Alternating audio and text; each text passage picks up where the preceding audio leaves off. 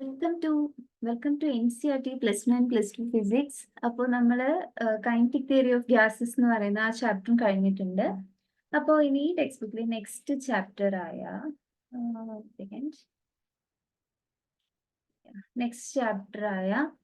Chapter 14 that is oscillations എന്ന് പറയുന്ന chapter ആണ്. Second last chapter of the text book oscillations. Okay, അപ്പം ഇതെന്ന് പറഞ്ഞാൽ ദിസ് ഇസ് ചാപ്റ്റർ 14 ഞാൻ ഇവിടെ കൊടുത്തിരിക്കുന്നതിന്റെ കാര്യം ഞാൻ പഴയ ടെക്സ്റ്റ് ബുക്ക് ഫോളോ ചെയ്യുന്നതുകൊണ്ടാണ്. ലേറ്റസ്റ്റ് ടെക്സ്റ്റ് ബുക്കിൽ ഈ ചാപ്റ്റർ 13th ചാപ്റ്റർ ആണ്. Okay, but contents are same. അപ്പോൾ നമുക്ക് ആദ്യം ഒരു ഇൻട്രൊഡക്ഷൻ നോക്കാം, ടെക്സ്റ്റ് ബുക്കിലെ ഇൻട്രൊഡക്ഷൻ നോക്കാം. അപ്പം നമുക്കറിയാം, നമ്മൾ we are familiar with rectilinear motion. അതെന്താണെന്ന് നമുക്കറിയാം. റെക്റ്റിലീനിയർ മോഷൻ നമ്മൾ ഈ +1 ക്ലാസ്സസിന്റെ ഫസ്റ്റ് വീഡിയോസിൽ ചെയ്ത മെക്കാനിക്സിലുണ്ട്. റെക്റ്റിലീനിയർ മോഷൻ എന്താണെന്ന് കണ്ടു. അതുപോലെ തന്നെ മോഷൻ ഓഫ് പ്രൊജക്ടൈൽ നമ്മൾ കണ്ടു. വളരെ ഡീറ്റെയിൽഡ് ആയിട്ട് തന്നെ മോഷൻ ഓഫ് പ്രൊജക്ടൈലും കണ്ടു. അപ്പൊ ഇത് രണ്ടും എന്ന് പറഞ്ഞു കഴിഞ്ഞാൽ നോൺ റെപ്പറ്റേറ്റീവ് മോഷൻസ് ആണ്. ഇത് റിപ്പീറ്റ് ചെയ്യുന്നില്ല. ഓക്കെ, വീണ്ടും അതേ മോഷൻ അത് റിപ്പീറ്റ് ചെയ്യുന്നില്ല. ഒരു പ്രൊജക്ടൈൽ ത്രോ ചെയ്ത് കഴിഞ്ഞാൽ അത് ഇവിടെ വീണ് കഴിഞ്ഞാൽ it's over. So non repetitive motion ആണ്. നമ്മൾ ഇനി അല്ലാതെ യൂണിഫോം സർക്കുലർ മോഷനെ കുറിച്ച് കണ്ടിരുന്നു. യൂണിഫോം സർക്കുലർ മോഷനെ കുറിച്ച് നമ്മൾ 4th ചാപ്റ്ററിൽ മോഷൻ എ പ്ലെയിൻ എന്ന് പറഞ്ഞ ചാപ്റ്ററിൽ കണ്ടിരുന്നു. അതുപോലെ തന്നെ ഓർബിറ്റൽ മോഷൻ ഓഫ് പ്ലാനറ്റ്സ് കണ്ടു. ഓക്കെ, ഗ്രാവിറ്റേഷനിൽ നമ്മൾ ഓർബിറ്റൽ മോഷൻ ഓഫ് പ്ലാനറ്റ്സ് അതിനെ കുറിച്ച് ആ ചാപ്റ്ററിലും കണ്ടു. ഓക്കെ, സോളാർ സിസ്റ്റത്തിൽ ഓർബിറ്റൽ മോഷൻ ഓഫ് പ്ലാനറ്റ്സ്. അപ്പം ഈ രണ്ട് മോഷന്റെയും പ്രത്യേകത എന്താണെന്ന് വെച്ച് കഴിഞ്ഞാൽ, if it's uniform circular motion, അതുപോലെ തന്നെ സണ്ണിന് ചുറ്റും ഇങ്ങനെ പ്ലാനറ്റ്സ് കറങ്ങുന്നു. ഓക്കെ, ഇതെല്ലാം പറഞ്ഞ് ഒരു സർട്ടൻ ഇന്റർവൽ ഓഫ് ടൈം കഴിയുമ്പോഴത്തേക്കും അത് റിപ്പീറ്റഡ് ആവും. Okay, this is repeated after A certain interval of time. ഒരു പ്രത്യേക interval of repeated after A certain interval of time, ഒരു പർട്ടിക്കുലർ ഇന്റർവൽ ഓഫ് ടൈമിന് ശേഷം അത് വീണ്ടും റിപ്പീറ്റ് ആവുന്നുണ്ട്.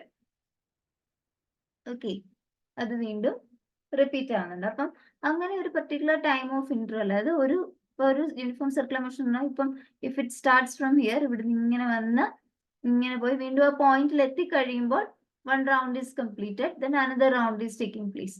അപ്പോൾ ഒരു സർട്ടൻ ഇന്റർവൽ ഓഫ് ടൈം കഴിയുമ്പോൾ വീണ്ടും ഈ ഒരു മോഷൻ കണ്ടിന്യൂ ചെയ്യുവാണ്.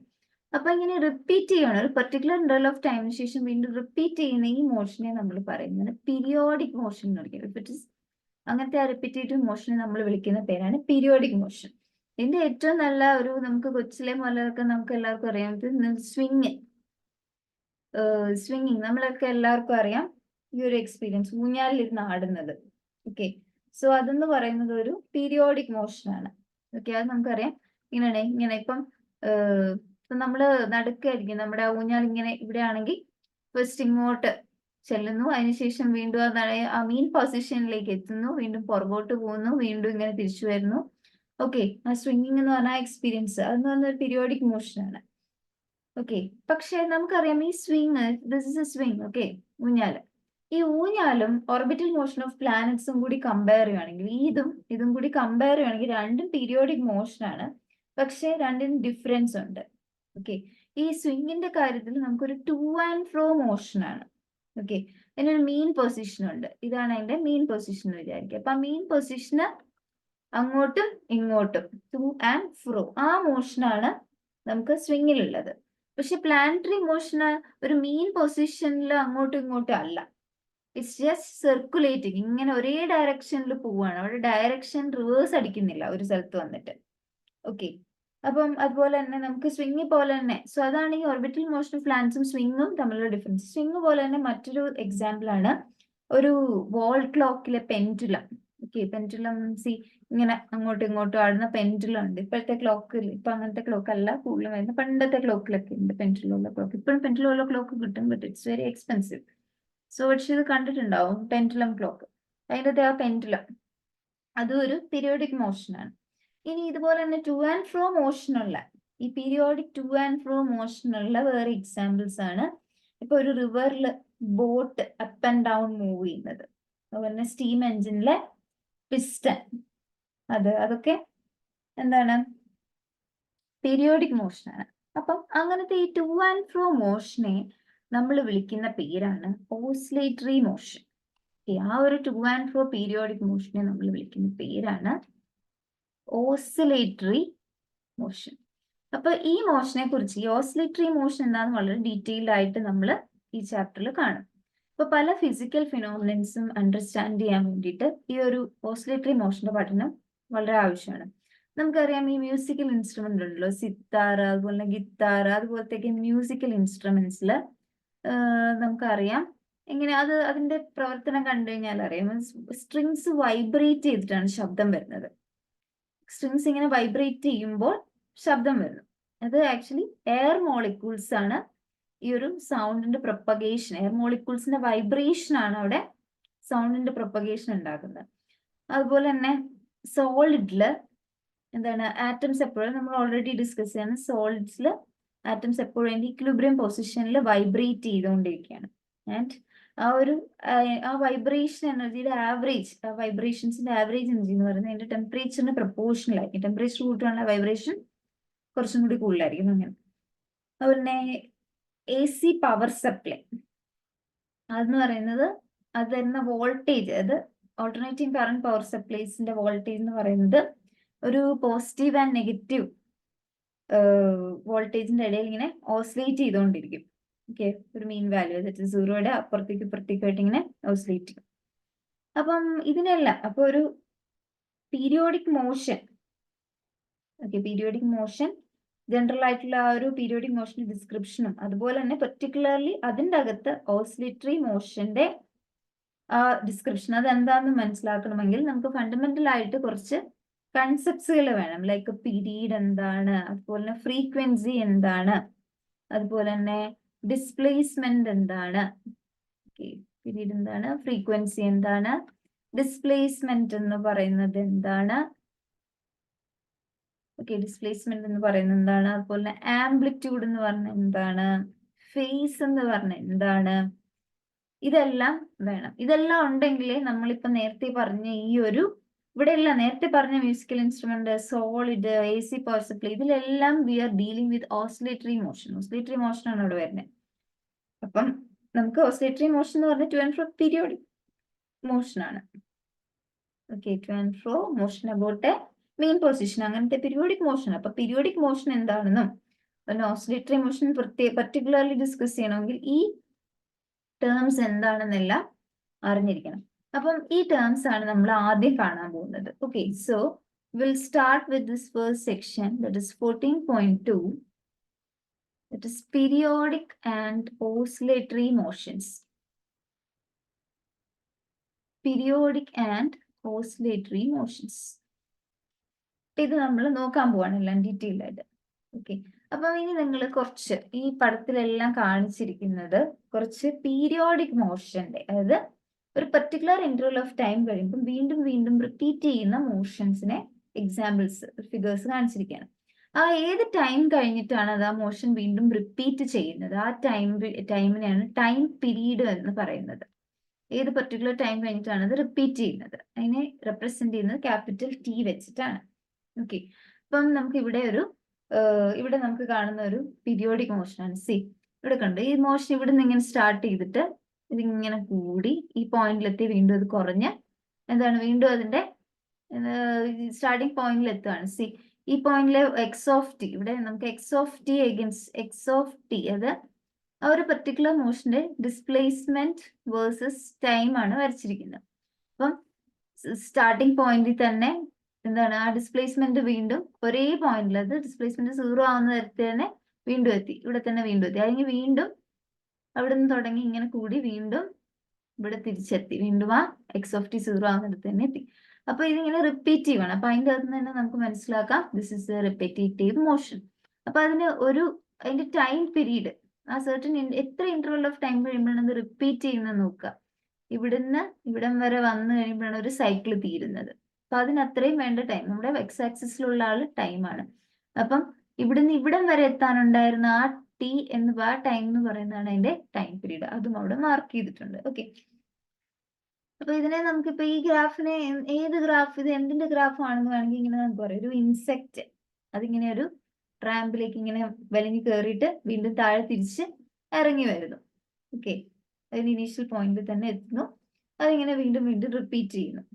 ഓക്കെ, ആ ഒരു തരത്തിൽ നമുക്ക് ഇതിനെ ചിന്തിക്കാം. അപ്പം ഈ എത്രമാത്രം ഹൈറ്റ് ആണ്, അതായത് എക്സ് ഓഫ് ടി എന്ന് പറയുന്നത് എത്രമാത്രം ഹൈറ്റ് അബോവ് ദ ഗ്രൗണ്ട് അത് പോകുന്നു എന്നുള്ളതാണ് നമ്മുടെ വൈ ആക്സിസിൽ കൊടുത്തിരിക്കുന്നത് എന്ന് നമുക്ക് ചിന്തിക്കാം ഈ ഗ്രാഫിനെ. ഓക്കെ, സോ ഇനി ഇവിടെ വേറൊരു ഗ്രാഫ് കൊടുത്തിരിക്കുകയാണ്. ഇവിടെയും ഇതുപോലെ തന്നെയാണ്.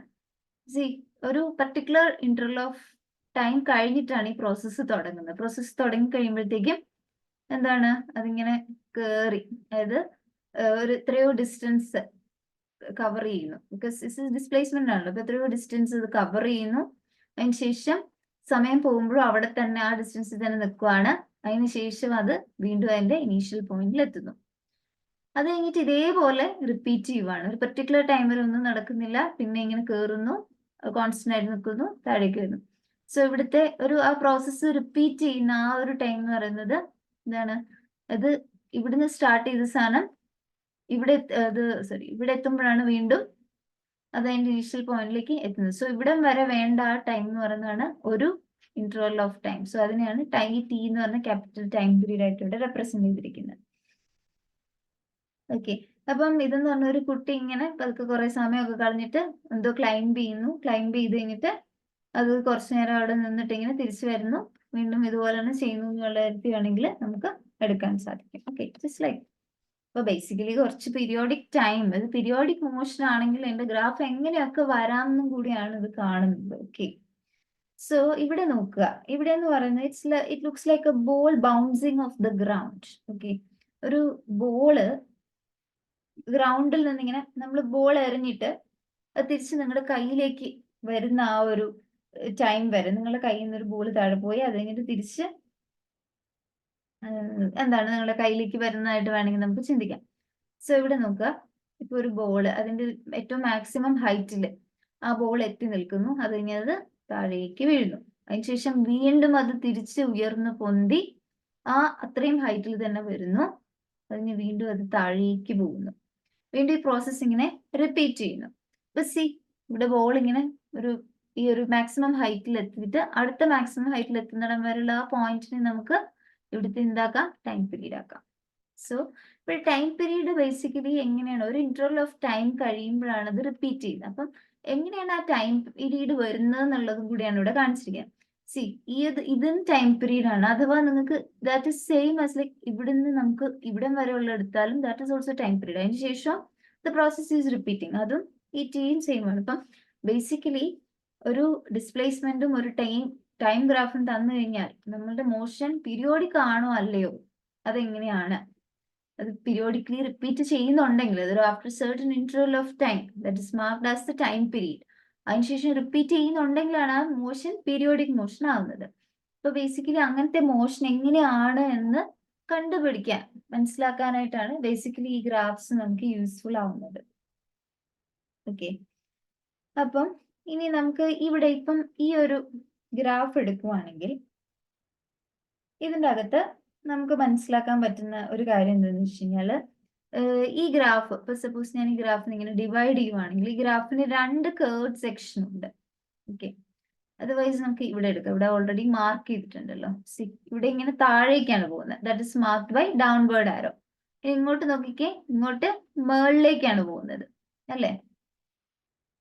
അപ്പം അങ്ങനെ താഴേക്ക് ബോൾ പോകുന്നു, മേളിലേക്ക് ബോൾ പോകുന്നു.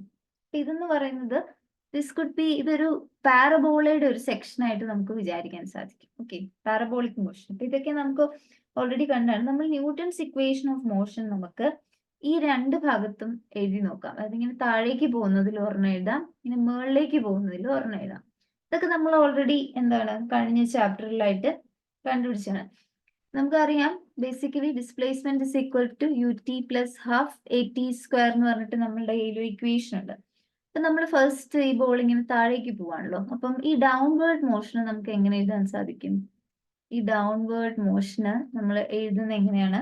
ബേസിക്കലി നമുക്ക് എങ്ങനെ എഴുതാൻ സാധിക്കും? അപ്പം സപ്പോസ് ഈ ഒരു പെർട്ടിക്കുലർ ഹൈറ്റ് എന്ന് പറയുന്നത് h ആണെന്ന് വിചാരിക്കുക. സോ അവിടുത്തെ എസിന് പകരം h ആക്കാം.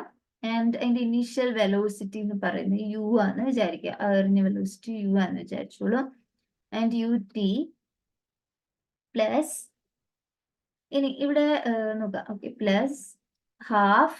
ഇനി എക്ക് പകരം ഇവിടെ എന്ന് പറഞ്ഞാൽ ഇവിടുത്തെ ആക്സിലറേഷൻ എന്ന് പറയുന്നത് ആക്സിലറേഷൻ ഡ്യൂ ടു ഗ്രാവിറ്റി ആണ്. സോ ജി ആൻഡ് ഇതിന്റെ ഹൈറ്റും ഇതിന്റെ ബോൾ താഴേക്കാണ് പോകുന്നത്. ഡിസ്പ്ലേസ്മെന്റും ആക്സിലറേഷൻ ഡ്യൂ ടു ഗ്രാവിറ്റിയും രണ്ടും ഡൗൺവേർഡ് ആണ്. അതുകൊണ്ട് ജി എന്ന് പറയുന്നത് പോസിറ്റീവായിട്ട് എടുക്കുക. Then only it means that എച്ചും ജിയും ഒരേ ഡയറക്ഷനിലാണെന്ന് കാണിക്കണമെങ്കിൽ പ്ലസ് സൈൻ തന്നെ ഇട്ട് കൊടുക്കണം. So half G T square.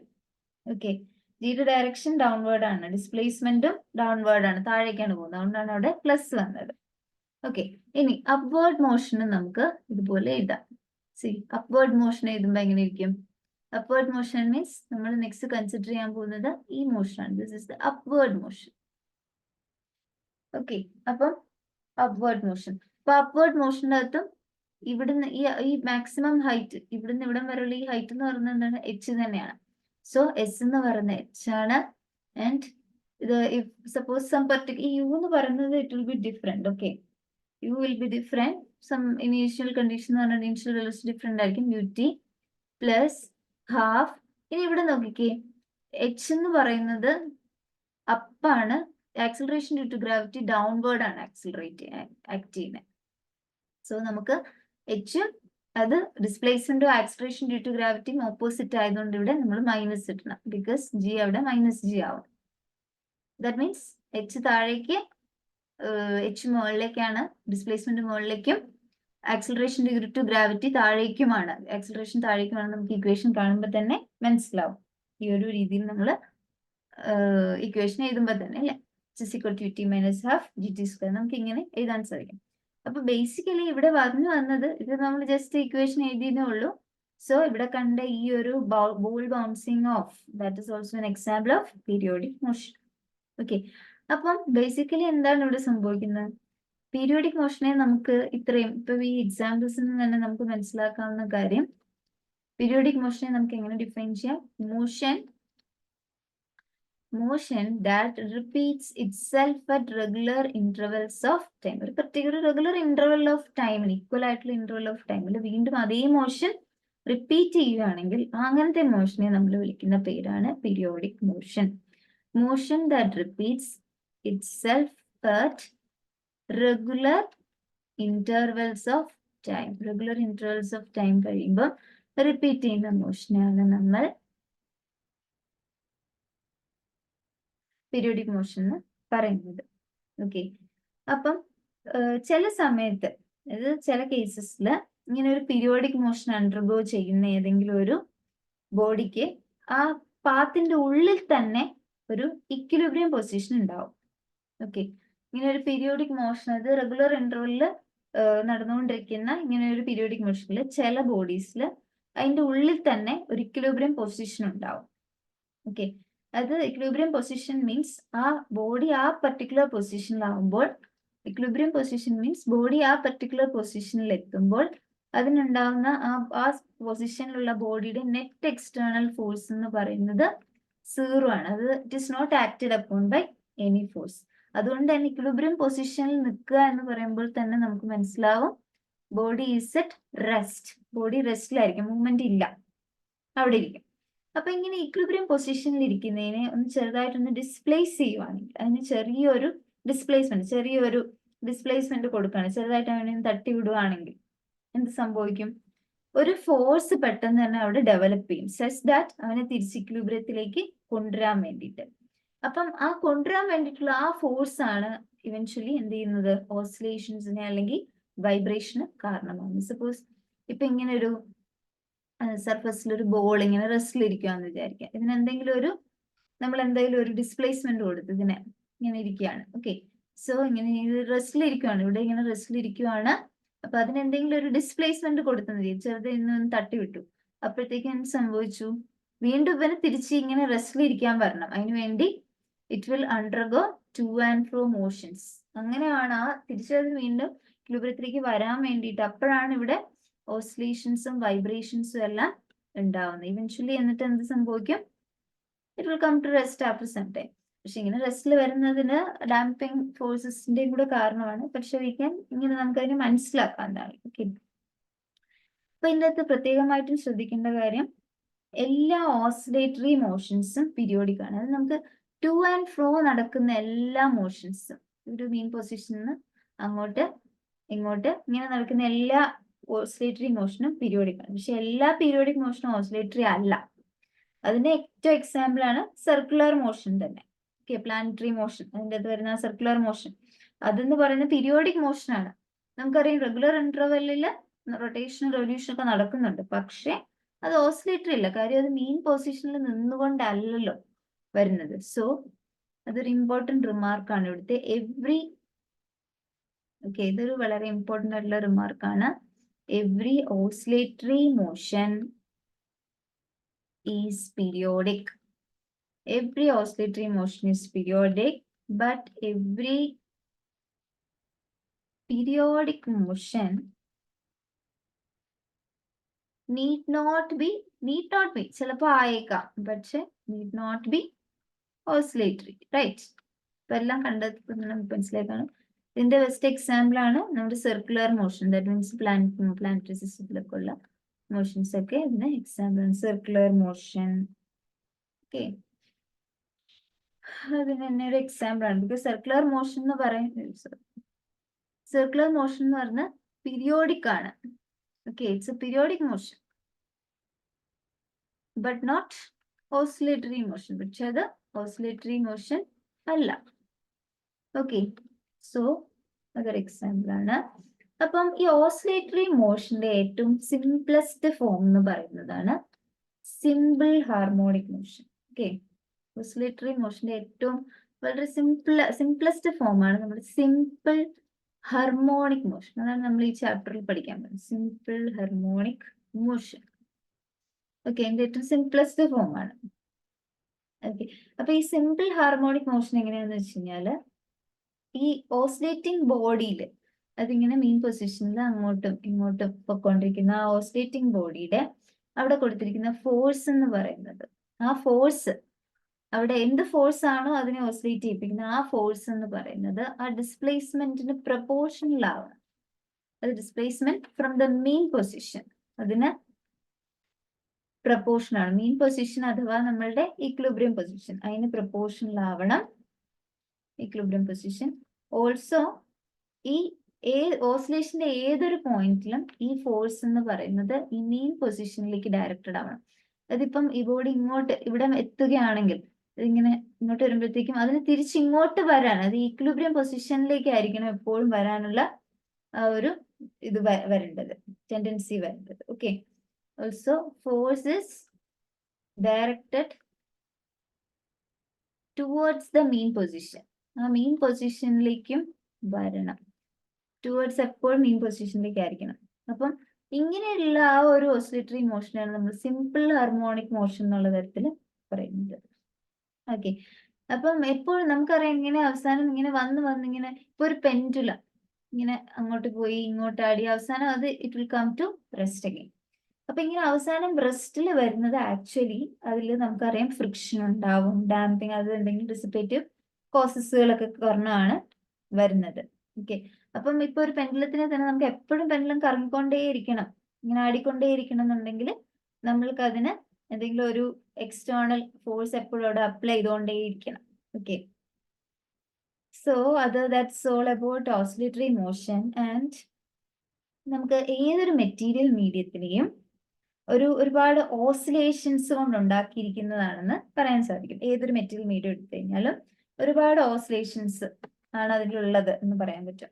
അപ്പം ഈ ഒരു ഈ കളക്റ്റീവ് ആയിട്ടുള്ള ഈ ഓസിലേഷൻസ് ഏത് മെറ്റീരിയൽ മീഡിയത്തിന്റെ അകത്തും ഒരുപാട് കപ്പിൾഡ് ഓസിലേഷൻസ് ഉണ്ടാവും, ഒരുപാട് കപ്പിൾഡ് ആയിട്ടുള്ള ഓസിലേഷൻസ് ഉണ്ടാവും. അപ്പൊ ഈ കളക്റ്റീവ് ആയിട്ടുള്ള ആ മീഡിയത്തിന്റെ അകത്തെ എല്ലാ മെറ്റീരിയൽസ് കോൺസ്റ്റിറ്റ്യുവൻസിന്റെയും ഈ കളക്റ്റീവ് ഓസിലേഷൻസ് ആണ് വേവ്സ് ആയിട്ട് വരുന്നത്.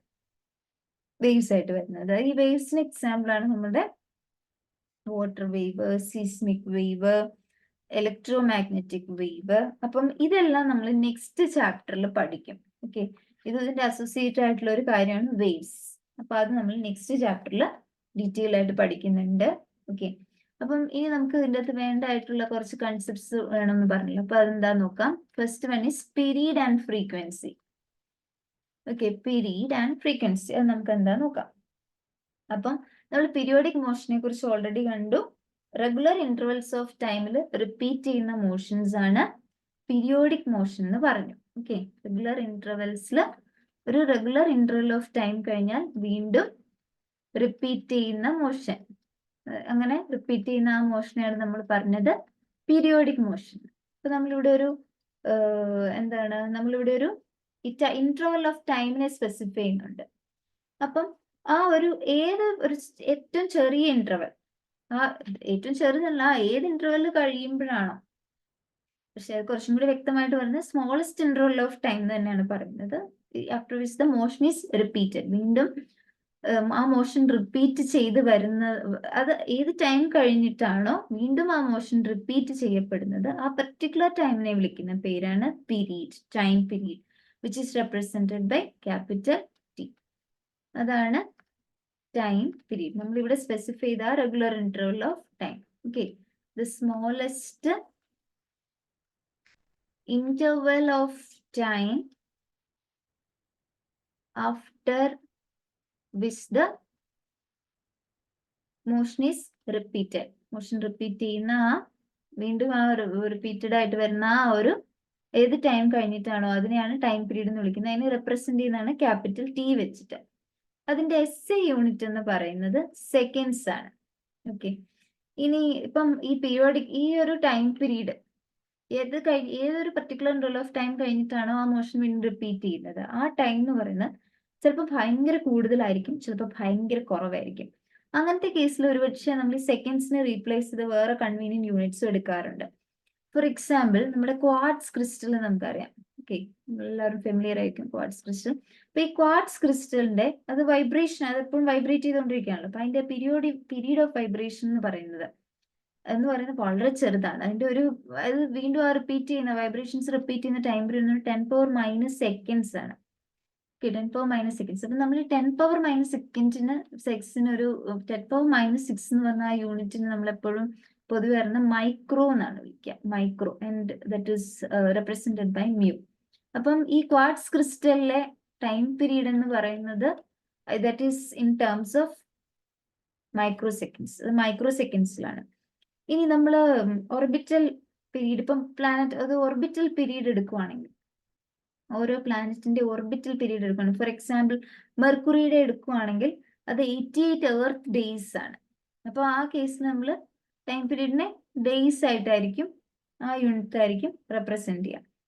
ഓക്കെ, നമുക്കറിയാം പിന്നെ ഹാലീസ് കോമറ്റ് എല്ലാ 76 ഇയേഴ്സിലുമാണ്. ഇപ്പം കോമറ്റ് ഹാലീസ് കോമറ്റ് ആണെങ്കിൽ അതിന്റെ ടൈം പീരീഡ് അത് നമുക്ക് വീണ്ടും കാണപ്പെടുന്നത് 76 വർഷം കൂടുമ്പോഴാണ്. അപ്പൊ അവിടെ എന്ന് പറഞ്ഞാൽ നമ്മൾ യൂസ് ചെയ്യുന്നത് 76 ഇയേഴ്സ് ആണ്. ബേസിക്കലി SI യൂണിറ്റ് സെക്കൻഡ് ആണെങ്കിലും കൺവീനിയൻസ് അനുസരിച്ച് വളരെ കുറവാണെങ്കിലും അല്ലെ വളരെയധികം കൂടുതലാണെങ്കിലും കൺവീനിയൻസ് അനുസരിച്ച് വേറെ യൂണിറ്റ്സ് യൂസ് ചെയ്യാറുണ്ട്. ഓക്കെ, ഇപ്പൊ നമ്മൾ കണ്ട ഈ ടൈം പീരീഡ് എന്ന് പറഞ്ഞ ആളുടെ റെസിപ്രോക്കൽ നമ്മൾ എടുക്കുവാന്ന് വിചാരിക്കും. ഇപ്പൊ നമ്മൾ റെസിപ്രോക്കൽ മീൻസ് 1 ടൈം പീരീഡ് അത് എടുക്കുവാണെങ്കിൽ ഒരു യൂണിറ്റ് ടൈമിൽ എത്ര പ്രാവശ്യം റിപ്പീറ്റ് ചെയ്യുന്നുണ്ട് എന്ന് നമുക്ക് മനസ്സിലാക്കാൻ സാധിക്കും. ഒരു യൂണിറ്റ് ടൈം എടുക്കുകയാണെങ്കിൽ 1/t എന്ന് എടുക്കുകയാണെങ്കിൽ ഒരു യൂണിറ്റ് ടൈമിൽ എത്രമാത്രം റെപ്പറ്റീഷൻസ് ആണ് ഉണ്ടാകുന്നത് നമുക്ക് മനസ്സിലാവും. അതിനെയാണ് നമ്മൾ പറയുന്നത് ഫ്രീക്വൻസി എന്ന് വിളിക്കുന്നത്. ഫ്രീക്വൻസി അതിനെ റെപ്രസെന്റ് ചെയ്യുന്ന ന്യൂ വെച്ചിട്ടാണ് റെപ്രസെന്റ് ചെയ്യുക. This is basically the reciprocal of time period. Time പീരീഡിന്റെ റെസിപ്രോക്കൽ ആണ്. അപ്പം ടൈം പീരീഡ് എന്ന് പറയുന്നത് എത്ര ഇന്റർവെൽ കഴിഞ്ഞിട്ടാണ്, എത്ര ടൈം കഴിഞ്ഞിട്ടാണ് ഒരു മോഷൻ റിപ്പീറ്റ് ചെയ്യുന്നത് എന്നുള്ളതാണ് ടൈം പീരീഡ് കാണിക്കുന്നത്. അപ്പൊ അതിന്റെ റെസിപ്രോക്കൽ എടുക്കുമ്പോൾ നമുക്ക് ബേസിക്കലി കിട്ടുന്ന നമ്പർ ഓഫ് റെപ്പറ്റീഷൻസ്, എത്രമാത്രം അത് വീണ്ടും റിപ്പീറ്റ് ചെയ്യുന്നുണ്ട് ഒരു യൂണിറ്റ് ടൈം എടുത്തു കഴിഞ്ഞാൽ എന്നുള്ളതാണ് അതിന്റെ ആ ഒരു റെസിപ്രോക്കൽ എടുത്തു കഴിഞ്ഞാൽ നമുക്ക് കിട്ടുന്ന quantity per unit time. So in represent new one, so new is equal to 1/time period. 1/time period ആണ് new. അപ്പം ന്യൂയുടെ യൂണിറ്റ് എന്ന് പറയുന്നത് 1/time period means 1/time period unit second ആണല്ലോ. So second inverse. ഓക്കെ, അപ്പം നമ്മൾ ഈ ഒരു special name ഈ ഫ്രീക്വൻസി ഈ പെർ സെക്കൻഡിന് ഒരു സ്പെഷ്യൽ നെയിം കൊടുത്തിട്ടുണ്ട്. ദാറ്റ് ഇസ് ഹെർട്സ് ആണ്. ഹെർട്സ് മീൻസ് 1/second, അല്ലെങ്കിൽ സെക്കൻഡ് റൈസ് ടു -1, അഥവാ പിന്നെ HZ എന്ന് വിളിക്കും, ഹെർട്സ്. അത് റേഡിയോ വേവ്സ് ഡിസ്കവർ ചെയ്ത സയന്റിസ്റ്റിന്റെ പേരിലാണ് ഈ ഒരു സ്പെഷ്യൽ നെയിം ഇവിടെ കൊടുത്തിരിക്കുന്നത്. ഓക്കെ, സോ 1 ഹെർട്സ് അഥവാ 1 ഇങ്ങനെ റെപ്രസെന്റ് ചെയ്യും, HZ എന്ന്, which is 1 oscillation per second. അത് ഒരു സെക്കൻഡിൽ ഒരു ഓസിലേഷൻ ആണെങ്കിൽ then it is called 1 hertz, 1 oscillation per second. Okay, that is 1 second raised to -9, അതിനെയാണ് 1 hertz എന്ന് വിളിക്കുക. ഓക്കെ, അപ്പൊ ഇനി നമുക്ക് നിങ്ങളുടെ ടെക്സ്റ്റിലേക്ക് എക്സാമ്പിൾ 14.1 എന്ന് നോക്കാം. On an average, human heart is found to beat 75 times in a minute. അത് ഒരു മിനിറ്റില് 75 പ്രാവശ്യം ഹാർട്ട് ബീറ്റ് ഉണ്ടാവും. On an average. Calculate its frequency and period എന്നാണ് ചോദിച്ചിരിക്കുന്നത്. അപ്പൊ ഫ്രീക്വൻസി എന്ന് പറയുമ്പോൾ എന്താണ് നമ്മുടെ ഇവിടെ പറഞ്ഞിരിക്കുന്നത്? Beat frequency. That is beat frequency എന്ന് പറയുന്നത് നമ്മുടെ ന്യൂ എത്രയാണെന്നാണ് ചോദിച്ചിരിക്കുന്നത്. Nu is equal to number of repetitions per second ആണ്. അപ്പം നമുക്കറിയാം 1 മിനിറ്റ് എന്ന് പറയുന്നത് 60 സെക്കൻഡ് ആണ്. ഓക്കെ, അപ്പം ഈ 60 സെക്കൻഡില് എത്രമാത്രം പ്രാവശ്യമാണ് ഇത് ബീറ്റ് ചെയ്യുന്നത് എന്നുള്ളതാണ്. പെർ സെക്കൻഡിൽ എത്രമാത്രം അത് റിപ്പീറ്റ് ചെയ്യും. 75/60 കൊടുക്കുക. സോ ഇത് ചെയ്യുമ്പോൾ 1.25 സെക്കൻഡ് റൈസ് ടു -1 വരും. ദാറ്റ് ഇസ് അഥവാ 1.25 ഹെർട്സ് എന്ന് എഴുതാം. ഇനി ഇതിന്റെ ടൈം പീരീഡ് ചോദിച്ചിട്ടുണ്ട്. നമുക്കറിയാം ടൈം പീരീഡും ഫ്രീക്വൻസിയും തമ്മിൽ ഇൻവേഴ്സ് റിലേഷൻഷിപ്പ് ആണ്. So time period is equal to 1/nu, 1/1.25. So ഇത് ചെയ്യുമ്പോൾ 0.8 സെക്കൻഡ്സ് എന്ന് വരും. ഓക്കെ, സോ അതാണ് നമ്മളുടെ പീരീഡ് ആൻഡ് ഫ്രീക്വൻസി എന്ന് പറയുന്ന ആ ഒരു കാര്യം. ഇനി നമുക്ക് അടുത്ത സെക്ഷൻ നോക്കാം. ഇതെന്ന് പറയുന്ന 14.2.2 which is the displacement. Okay, this is the displacement. നമുക്ക് ഇനി ഈ സെക്ഷൻ ഒന്ന് നോക്കാം. Okay,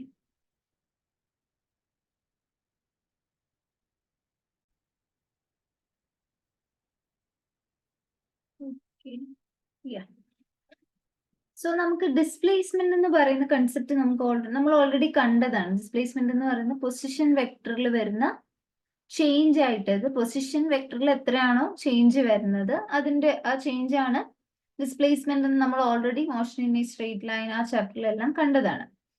അപ്പം ഇവിടെ നമ്മൾ ഇവിടെ ഈ ഒരു കൺസെപ്റ്റ് തന്നെ ഇതൊരു ഇച്ചിരി ഒരു ജനറൽ സെൻസിലാണ് ഈ ഡിസ്പ്ലേസ്മെന്റ് എന്ന് പറയുന്ന ആ ഒരു ടേം നമ്മളിവിടെ യൂസ് ചെയ്യുന്നത്. അതായത് ഏതൊരു ഫിസിക്കൽ പ്രോപ്പർട്ടിയുടെയും നമ്മളിപ്പം കൺസിഡർ ചെയ്യുന്ന ഏതൊരു ഫിസിക്കൽ പ്രോപ്പർട്ടി, അത് പൊസിഷൻ ആവണമെന്ന് തന്നെ ഇല്ല, ഏതിന്റെയും ടൈം അനുസരിച്ചുള്ള ടൈം അനുസരിച്ചുള്ള ആ ചേഞ്ചിനെയാണ് നമ്മൾ ഡിസ്പ്ലേസ്മെന്റ് എന്ന് ബ്രോഡ് സെൻസിൽ നമ്മളിവിടെ പറയാൻ പോകുന്നത്. Change with time of any physical property, ഏത് ഫിസിക്കൽ പ്രോപ്പർട്ടിയുടെയും സമയത്തിനനുസരിച്ചുള്ള അതിന്റെ ചേഞ്ചിനെ നമ്മൾ ഡിസ്പ്ലേസ്മെന്റ് എന്ന് വിളിക്കാൻ പോവാണ്. അപ്പൊ അത് നമുക്ക് കുറച്ച് എക്സാമ്പിൾസിലൂടെ കുറച്ചും കൂടെ നല്ല രീതിയിൽ നമുക്ക് വേണമെങ്കിൽ പറയാം. അതായത് നമ്മളിപ്പം എന്താണ് ഡിസ്പ്ലേസ്മെന്റ് എന്ന് പറയുന്ന മെക്കാനിക്സിൽ position displacement means position displacement എന്ന് തന്നെയാണ് പറയുന്നത്. ഏതെങ്കിലും ഒരു ഒറിജിൻ ഓഫ് റെഫറൻസിൽ ഇരുന്നുകൊണ്ട് ഒരു പൊസിഷൻ ഡിസ്പ്ലേസ്മെന്റിനെ കുറിച്ചാണ് സംസാരിക്കുന്നത്. ഇപ്പൊ ഒരു റെക്ടിലീനിയർ മോഷൻ, അതായത് ഇപ്പൊ നമ്മൾ കൺസിഡർ ചെയ്യുന്ന ഒരു റെക്ടിലീനിയർ മോഷൻ, ഒരു സ്റ്റീൽ ബോൾ ഒരു സർഫസിലേക്ക് നടത്തുന്ന ഒരു റെക്ടിലീനിയർ മോഷൻ കൺസിഡർ ചെയ്യുവാണെന്ന് വിചാരിക്കാം. അപ്പം ആ സ്റ്റാർട്ടിംഗ് പോയിന്റിൽ നിന്നും ടൈമിനനുസരിച്ചുള്ള അതിന്റെ എത്ര ഡിസ്റ്റൻസ് ആണ് അത് സഞ്ചരിച്ചത്, അതിനെയാണ് നമ്മൾ അതിന്റെ പൊസിഷൻ ഡിസ്പ്ലേസ്മെന്റ് എന്ന് പറയുന്നത്. അപ്പൊ ഇങ്ങനെ ഈ ഒരു കേസിൽ നമ്മൾ ഒറിജിൻ എന്ന് പറയുന്നത് നമ്മൾ കൺവീനിയൻസ് അനുസരിച്ച് അവിടെ നമ്മൾ ചൂസ് ചെയ്യും. Suppose if you consider like ഇതുപോലെ ഒരു സ്പ്രിങ്ങിൽ ഒരു സ്പ്രിങ് അറ്റാച്ച് ചെയ്തിരിക്കുകയാണ്. ഇവിടെ ഒരു സ്പ്രിങ് ഇങ്ങനെ അറ്റാച്ച് ചെയ്തിരിക്കുകയാണ് ഒരു ബ്ലോക്കിൽ ഇങ്ങനെ ഒരു സ്പ്രിങ് അറ്റാച്ച് ചെയ്തിരിക്കുകയാണ്. അതിന്റെ ഒരെൻഡ് എന്ന് പറയുന്ന ഒരു റിജിഡ് ബോളിൽ ഫിക്സ്ഡ് ആണ്. ഓക്കെ, ഒരെൻഡ് ഒരു റിജിഡ് ബോളിലും ഫിക്സ്ഡ് ആണ്, ഒരെൻഡ് ഇവിടെയും ഒരെൻഡ് ഈ റിജിഡ് ബോളിലും ഫിക്സ് ചെയ്തിരിക്കുകയാണ്.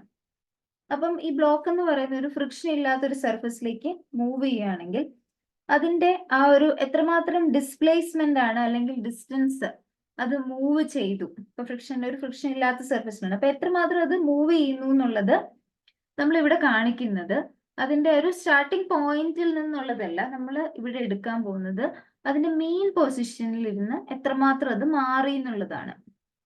സപ്പോസ് ഇപ്പം ഫസ്റ്റിൽ ആദ്യം നമ്മളുടെ അത് ഇങ്ങനെയാണ് ഇരുന്നതെന്ന് വിചാരിക്കാം, ഇവിടെ ഇങ്ങനെ കണക്ട് ചെയ്തു. അപ്പോഴത്തേക്കും ഈ സ്പ്രിങ്ങിന്റെ ഇങ്ങനെയാണെന്ന് വിചാരിക്കുക, ഈ സ്പ്രിങ്ങിന്റെ ഇതാണ് നമ്മുടെ ബ്ലോക്ക് എന്ന് വിചാരിക്കുകയാണെങ്കിൽ ഇതാണ് നമ്മുടെ ബ്ലോക്ക്. ഓക്കെ, ഈ നീല കളറിൽ കാണിച്ചിരിക്കുന്നതാണ് ബ്ലോക്ക് എങ്കിൽ അതിന്റെ ആ ഒരു മൊത്തത്തിൽ ആ ബ്ലോക്കിന്റെ ഒരു മെയിൻ പൊസിഷൻ എന്ന് പറഞ്ഞാൽ ഈ നടുക്കുന്നത്. എന്നിട്ട് സ്പ്രിങ് എന്താ വെച്ചാൽ ഇത്രയും കൂടി ഡിസ്റ്റൻസ് മൂവ് ചെയ്തു. ഇപ്പൊ ഇത്രയും കൂടി ഡിസ്റ്റൻസ് മൂവ് ചെയ്ത് ഇപ്പൊ ഈ ബ്ലോക്ക് ഇവിടെ ബ്ലോക്ക് ഇവിടെയാണെന്ന് വിചാരിക്കാം, അതിന്റെ നടുക്കത്തെ പോയിന്റ് ഇതാണ്. അപ്പം ഈ നടുക്കുള്ള ഈ ഡിസ്റ്റൻസിനെയാണ് നമ്മൾ ഇവിടെ ഡിസ്പ്ലേസ്മെന്റ് എന്ന് വിളിക്കുന്നത്. ഓക്കെ, നമ്മൾ മറ്റേ പൊസിഷൻ വെക്ടറിന്റെ ഡിസ്പ്ലേസ്മെന്റ് എന്ന് പറയുമ്പോൾ നമ്മൾ എന്താണ് ഇവിടുന്ന് ഇവിടം വരെ എത്ര മൂവ് ചെയ്തു, അതിനുശേഷം ഇവിടുന്ന് ഇവിടം വരെ എത്ര വന്നു, ഇങ്ങനെ ആയിരിക്കണം നമ്മൾ പൊസിഷൻ വെക്ടർ അനുസരിച്ച് പറയണമെങ്കിൽ നമ്മൾ പറഞ്ഞുകൊണ്ടിരുന്നത്. പക്ഷെ ഇവിടെ നമ്മൾ അങ്ങനെയല്ല പറഞ്ഞത്. അതിന്റെ ആ മെയിൻ പൊസിഷനിൽ നിന്നും അല്ലെങ്കിൽ അതിന്റെ എക്വിലിബ്രിയം പൊസിഷനിൽ ഉണ്ടായ ആ ഒരു ചേഞ്ച്, ഇക്വിലിബ്രിയം പൊസിഷനിൽ നിന്നും അത് എത്ര ഡിസ്റ്റൻസ് മറ്റേ പോയിന്റിലേക്ക് ബ്ലോക്ക് മൂവ് ചെയ്തപ്പോൾ അതിന്റെ ഇക്വിലിബ്രിയം പൊസിഷനും ഫസ്റ്റ് പൊസിഷന്റെ ഇക്വിലിബ്രിയം പൊസിഷനും തമ്മിലുള്ള ആ ഒരു ചേഞ്ചിനെ അതിനെയാണ് എക്സ് എന്ന് പറയുന്ന ഡിസ്പ്ലേസ്മെന്റ് ആയിട്ട് ഇവിടെ നമ്മൾ കാണിച്ചിരിക്കുന്നത്. അപ്പം ജനറലി എങ്ങനെയാന്ന് വെച്ച് കഴിഞ്ഞാൽ ഒരു ബോഡിയുടെ അതിന്റെ ഇക്വിലിബ്രിയം പൊസിഷനിൽ നിന്നും എത്ര ഡിസ്പ്ലേസ്മെന്റ് ഉണ്ടാവുന്നു എന്ന് കാണിക്കാനാണ് കുറച്ചും കൂടി ഈസി ആയിട്ട് സാധിക്കുന്നത്. അതുകൊണ്ട് അങ്ങനെയാണ് പറയുന്നത്. ഇപ്പം ഫോർ എക്സാമ്പിൾ ഒരു ഓസിലേറ്റിംഗ് സിമ്പിൾ പെൻഡുലം. അപ്പം നമ്മൾ അവിടുത്തെ ഇപ്പം ഒരു സിമ്പിൾ പെൻഡുലത്തിന്റെ ഓസിലേറ്റിംഗ് സിമ്പിൾ പെൻഡുലം എടുക്കുകയെന്ന് വിചാരിക്കാം. ഒരു ഓസിലേറ്റിംഗ് സിമ്പിൾ പെൻഡുലം പറയല്ലോ, ഓസിലേറ്റിംഗ് സിമ്പിൾ പെൻഡുലം. ഇപ്പം ഒരു സിമ്പിൾ പെൻഡുലം. ഓക്കെ, ഇപ്പൊ ഇതൊരു വോളാണ്, ഇവിടെ ഇങ്ങനെ സ്ട്രിങ്ങിൽ ഈ സിമ്പിൾ പെൻഡുലം ഇങ്ങനെ ആടുകയാണ്. ഓക്കെ, അപ്പൊ അത് ഇങ്ങോട്ടും ഇങ്ങോട്ടും, ഇതാണ് അതിന്റെ equilibrium position, this is it's main position. അതിന്റെ അടുത്ത് അത് ഇപ്പം ഇവിടെ എത്തിയെന്ന് വിചാരിക്കുക, അത് ഇവിടം വരെ ഇങ്ങനെ ആടി ഇവിടം വരെ എത്തിയെന്ന് വിചാരിക്കുകയാണെങ്കിൽ എന്താണ് ഇവിടെ ഉണ്ടായിരിക്കുന്ന ഈ ഒരു പെർട്ടിക്കുലർ ആംഗിൾ, ഇപ്പം ഫസ്റ്റ് അത് ഇതിന്റെ ഇക്വിലിബ്രിയം പൊസിഷൻ എന്ന് പറഞ്ഞാൽ ഇതാണ്. ഇപ്പം ഇവിടം വരെ അതിങ്ങനെ ആടി വന്നു. അപ്പം ഈ കറന്റ് പൊസിഷനും ഇക്വിലിബ്രിയം പൊസിഷനും ഇടയ്ക്കുള്ള ഈ ആംഗിളിനെ തീറ്റ ആയിട്ട് ഞാൻ ഡിസ്ക്രൈബ് ചെയ്യുവാണെങ്കിൽ, ഓക്കെ, ഇതാണ് ഈ തീറ്റയാണ് ഇവിടുത്തെ നമ്മുടെ ഡിസ്പ്ലേസ്മെന്റ് വേരിയബിൾ എന്ന് പറയുന്നത്. ഇപ്പൊ എന്താ പറഞ്ഞു തന്നെന്ന് വെച്ച് കഴിഞ്ഞാല് നമ്മുടെ ഡിസ്പ്ലേസ്മെന്റിന്റെ ആ കൺവെൻഷണൽ മീനിങ്ങിൽ നിന്നും പൊസിഷൻ വെക്ടറിന്റെ ചേഞ്ച് എന്നുള്ളതിനെ മാറ്റിയിട്ട് ഏതിന്റെയും സമയം അനുസരിച്ചുള്ള ഒരു ചേഞ്ച് എന്നുള്ളതാണ്. അപ്പം ഇവിടെ എന്ന് പറയുന്നത് ഒരു പെർട്ടിക്കുലർ ടൈം കഴിഞ്ഞപ്പോൾ ഈ ആംഗിള്, ഈ പെർട്ടിക്കുലർ ആംഗിളിന്റെ എത്രമാത്രം ചേഞ്ച് ആണ് ഉണ്ടായത് എന്നതിനെയാണ് ഇവിടെ ആംഗിൾ സൂചിപ്പിക്കുന്നത്. ഓക്കെ, അപ്പം ഈ വെർട്ടിക്കലിൽ നിന്നും ഉണ്ടാക്കുന്ന angle as a function of time, angle എത്രമാത്രം മാറി, അതാണ് ഇവിടുത്തെ ഡിസ്പ്ലേസ്മെന്റ് വേരിയബിൾ. ഓക്കെ, അപ്പം നമ്മൾ it is related to angle, അതുകൊണ്ട് ഈ ഡിസ്പ്ലേസ്മെന്റ് വേരിയബിൾ, ഈ പെർട്ടിക്കുലർ ഡിസ്പ്ലേസ്മെന്റ് വേരിയബിളിനെ നമ്മൾ ആംഗുലർ ഡിസ്പ്ലേസ്മെന്റ് എന്ന് വിളിക്കും. That is in terms of angle ആയതുകൊണ്ട് നമ്മൾ ആംഗുലർ ഡിസ്പ്ലേസ്മെന്റ് എന്ന് വിളിക്കുന്നു. ഓക്കെ, അപ്പം ഇവിടെ പറഞ്ഞു വന്നത് എന്താന്ന് വെച്ച് കഴിഞ്ഞാൽ ഡിസ്പ്ലേസ്മെന്റ് എന്ന് പറയുന്നത് ജസ്റ്റ് ചേഞ്ച് ഇൻ പൊസിഷൻ വെക്ടറിൽ നിന്ന് മാറി ഏത് ഫിസിക്കൽ ക്വാണ്ടിറ്റിയും സമയത്തിനനുസരിച്ചുള്ള അതിന്റെ ചേഞ്ചിനെ നമ്മൾ ഡിസ്പ്ലേസ്മെന്റ് വേരിയബിൾ ആക്കുകയും ഡിസ്പ്ലേസ്മെന്റ് എന്ന് ഒരു ജനറൽ ടേംസിൽ പറയുകയും ചെയ്യാണ്. അപ്പം ഡിസ്പ്ലേസ്മെന്റ് എന്ന് പറയുന്ന പൊസിഷൻ വെച്ച് മാത്രവും അല്ല. ഓക്കെ, അപ്പം ഏതൊരു ബ്രോഡ് സെൻസിൽ നമ്മൾ എങ്ങനെയാ പറയാന്ന് വെച്ച് കഴിഞ്ഞാൽ ഏതൊരു ക്വാണ്ടിറ്റി സമയത്തിനനുസരിച്ച് എത്രമാത്രം വേരിയേഷൻ അതിന് സംഭവിക്കുന്നു അതിനെ നമ്മൾ ഡിസ്പ്ലേസ്മെന്റ് എന്ന് വിളിക്കുകയാണ്. അത് പൊസിഷൻ മാത്രം ആവണമെന്നില്ല. ഇനി പലതരത്തിലുള്ള ഡിസ്പ്ലേസ്മെന്റ്, ഇവിടെ നമ്മൾ ഈ ആംഗുലർ ഡിസ്പ്ലേസ്മെന്റ് തീറ്റ അങ്ങനെ ഒരു ഡിസ്പ്ലേസ്മെന്റ് വേരിയബിൾ കണ്ടു. ഇതുപോലെ പലതരത്തിലുള്ള ഡിസ്പ്ലേസ്മെന്റ് വേരിയബിളും ഉണ്ട്. ഓക്കെ, ഇപ്പം ഒരു കപ്പാസിറ്ററിന് അക്രോസ് ആയിട്ടുള്ള വോൾട്ടേജ് അക്രോസ് കപ്പാസിറ്റർ അതെന്ന് പറയുന്നത് സമയത്തിനനുസരിച്ച് ഇൻ എ സി സർക്യൂട്ട്, അപ്പം സമയത്തിനനുസരിച്ച് അത് മാറും. അപ്പം അതെന്ന് പറയുന്ന ആ വോൾട്ടേജ് എന്ന് പറയുന്ന ഒരു ഡിസ്പ്ലേസ്മെന്റ് വേരിയബിൾ ആണ്. അതുപോലെ തന്നെ അപ്പം നമ്മുടെ പ്രഷർ വേരിയേഷൻ, അത് നമ്മുടെ സൗണ്ട് വേവ്സ് എടുക്കുവാണെങ്കിൽ ഇത് വേവ്സ് ചാപ്റ്ററിൽ കുറച്ചും കൂടി ഇതൊക്കെ എന്താണെന്ന് മനസ്സിലാവും കേട്ടോ. അല്ലെങ്കിൽ ഈ ഒരു കൺസെപ്റ്റ് AC സർക്യൂട്ടും വോൾട്ടേജ് അക്രോസ് കപ്പാസിറ്ററും ഒക്കെ നെക്സ്റ്റ് ഇയർ +2 ഡീറ്റെയിൽ ആയിട്ട് കാണുമ്പോൾ അത് അപ്രീഷിയേറ്റ് ചെയ്യാൻ സാധിക്കും. ഈ സൗണ്ട് വേവ്സ് നമ്മൾ നെക്സ്റ്റ് ചാപ്റ്ററിൽ കാണുമ്പോൾ മനസ്സിലാവും. അപ്പം ഈ സൗണ്ട് വേവ്സിൽ സമയത്തിനനുസരിച്ച് പ്രഷർ വേരിയേഷൻസ് ഉണ്ടാവും. പ്രഷർ വേരിയേഷൻസ് വിത്ത് ടൈമിനനുസരിച്ച് പ്രഷർ വേരിയേഷൻസ് ഉണ്ടാവും. അപ്പൊ ആ പ്രഷർ വേരിയേഷൻസ് ആണ് അവിടുത്തെ ഡിസ്പ്ലേസ്മെന്റ് വേരിയബിൾ.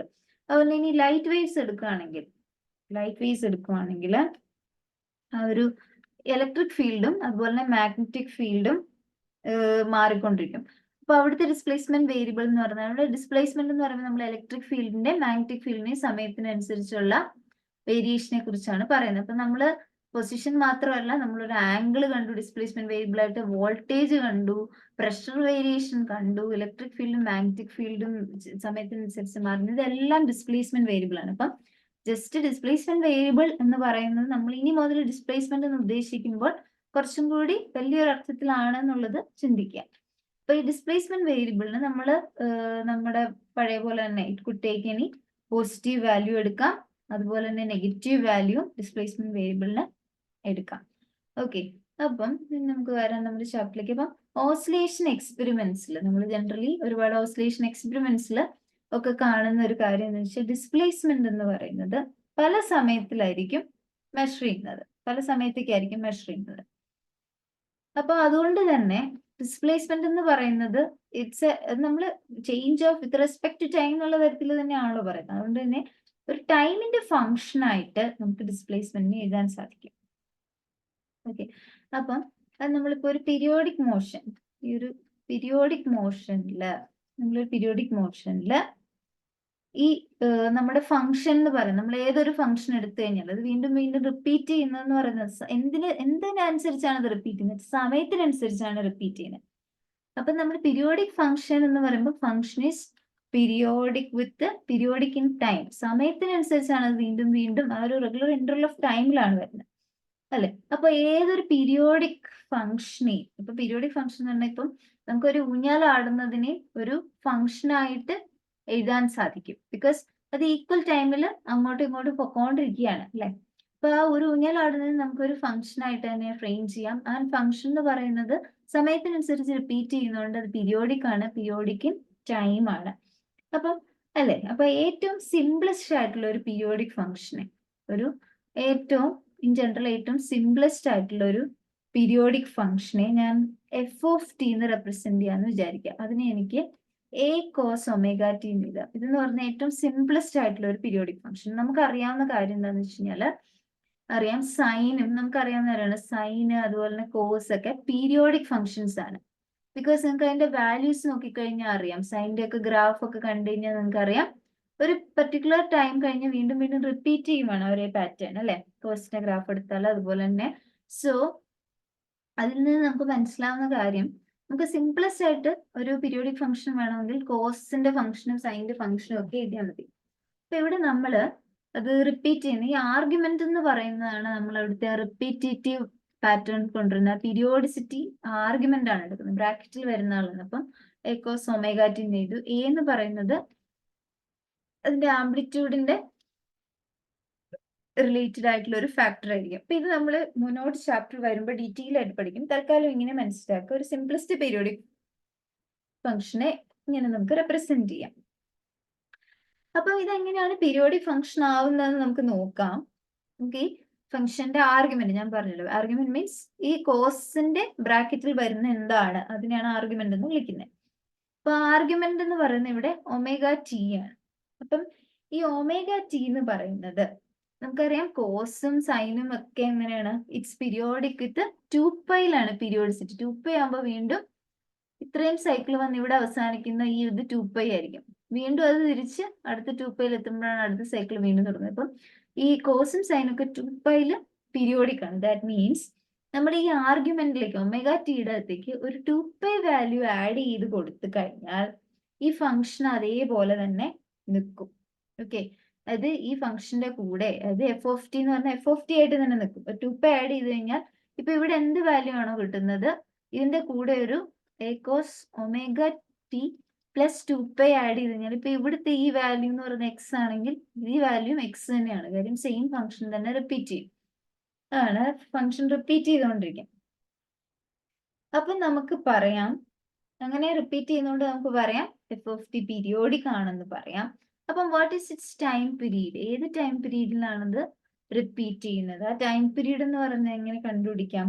നമുക്കറിയാം എല്ലാ എന്താണ്, അപ്പം ഒമേഗ ടി പ്ലസ് 2π എന്ന് പറഞ്ഞു കഴിഞ്ഞാലും ഏക്കോസ് ഒമേഗ ടിയും ഏക്കോസ് ഒമേഗ ടി പ്ലസ് 2πയിലും ഫംഗ്ഷന്റെ വാല്യൂ സെയിം ആണ്. അതിന് പ്രത്യേകിച്ച് ചേഞ്ച് ഒന്നും വരുന്നില്ല. That is omega T plus 2πയില് എന്താണ്, നോ ചേഞ്ച്. ഫംഗ്ഷന് ഒരു ചേഞ്ചും സംഭവിക്കുന്നില്ല. ഈ ഒരു പെർട്ടിക്കുലർ ടൈം ഇന്റർവെല്ലിൽ റിപ്പീറ്റ് ചെയ്യുന്നതുകൊണ്ട് തന്നെ ഫംഗ്ഷന് ഒരു ചേഞ്ചും സംഭവിക്കുന്നില്ല.